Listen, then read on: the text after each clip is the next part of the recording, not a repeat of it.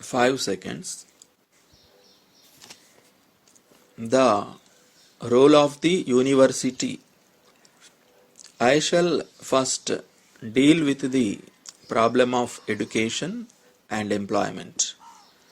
I believe that the present system of university education, both in its content and in its methods, does not give any special training for employment except for white collar jobs. The number of white collar jobs, especially of a non-professional or non-technical character, is limited.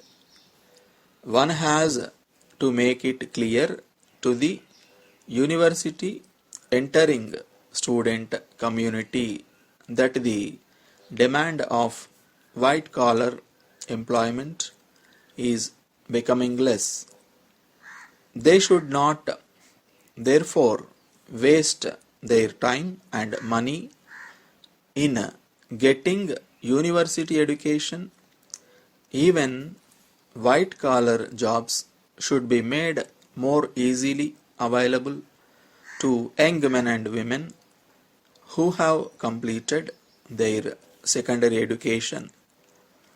There should be a much greater change, of course, at the university and college levels, which should be employment oriented character. Finally, university students must be given opportunity to do some practical work, manual or otherwise.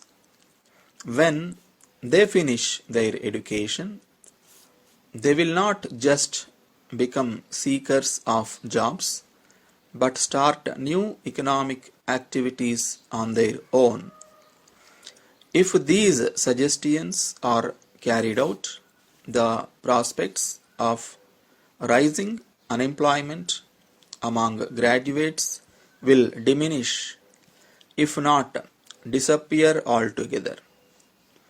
Meanwhile, of course, urgent steps are necessary for dealing with the backlog of the graduate unemployed. The second question on which I want to say a few words is the vexed problem of student unrest. This is not just an Indian phenomenon but of the entire world. They find that our professions rarely coincide with our actual way of life and work. They find us out of date in our knowledge, ideas, and social attitudes.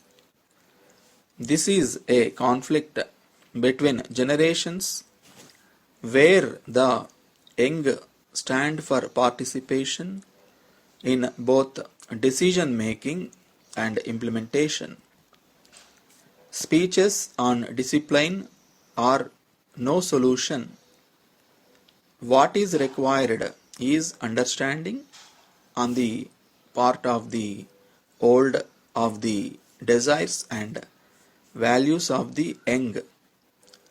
It is only friendship and affection that can bring about enduring student discipline. More attention needs to be paid to the physical problems of student welfare and education, such as textbooks, libraries, and hostels. It is also necessary to provide more opportunities for student-teacher communications and dialogues. Finally, I would like to say something about academic standards. I know that our academic standards are undergoing changes because of increasing numbers, changes in the media of instruction, and inadequate educational facilities. Our teaching methods have to change with the lecture system by seminars and tutorials. More rapid progress has to be made in the production of high quality textbooks. The examination system has to be reformed. The evaluation must find a place for internal assessment.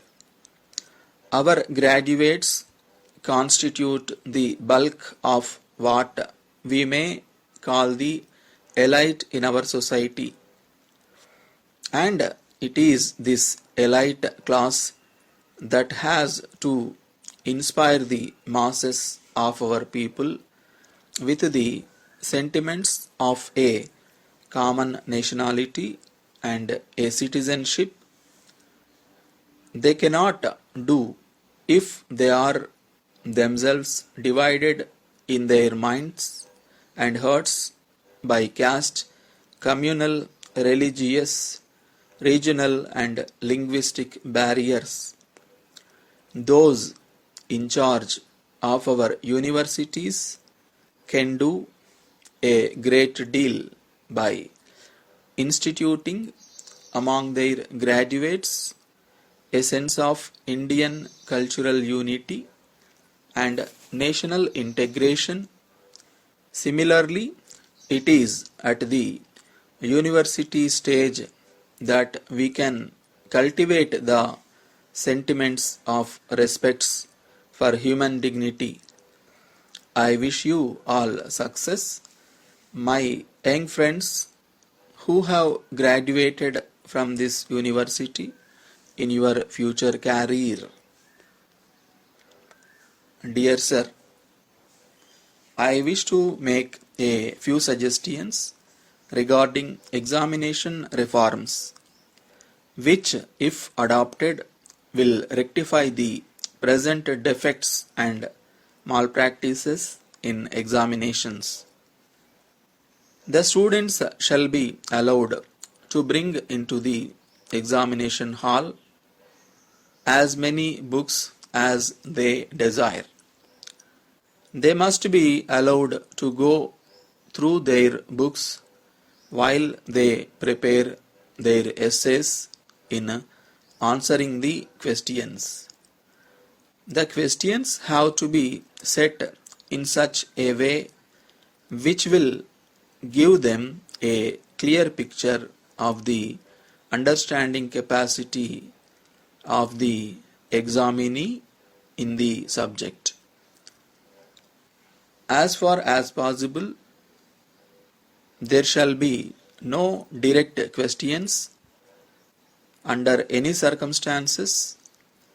We must try to find out the real merit of the students, such of those candidates who merely get the notes by heart, and those who cannot write original essays are automatically eliminated as a result of the present system. Only those who are actually teaching the subject shall be appointed as examiners, in as much as they will be quite thorough with the subject. The scripts after valuation should be handed over back to the students so as to enable them to know their own mistakes. After this is done, the candidates should undergo an oral test by a committee consisting of internal as well as external examiners. In view of the fact that there is growing unrest among the present day student community, the above suggestions may be considered. I request you to acknowledge the receipt of this letter. Yours faithfully,